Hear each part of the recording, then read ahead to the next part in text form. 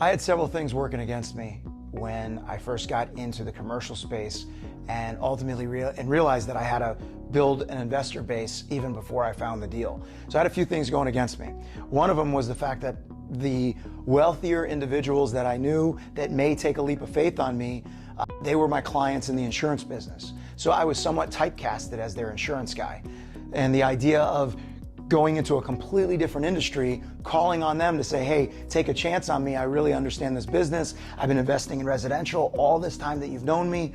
Even though I'm your insurance guy, I'm transitioning into commercial and I have this amazing deal. I was typecasted with a lot of my, I guess, wealthier side of my Rolodex.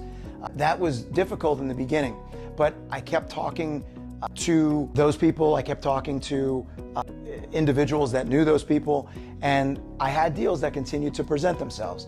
And finally, I had a deal that just made so much sense that I had 9 investors take a chance on me, but those 9 investors were created 6 months, 7 months prior to even finding that deal. It was letting them know what I'm doing, what I'm focusing on, and just to prepare that when I find the deal, I know the capital to call on. So I over 6 months prior to finding the deal, I had investors telling me, look, if you find a multifamily deal, an apartment complex, and it's in a market that you kind of know, and you show us on paper how you're going to be able to turn this thing around, and you give us backup with comparables in the market, maybe we'll consider coming in on a deal.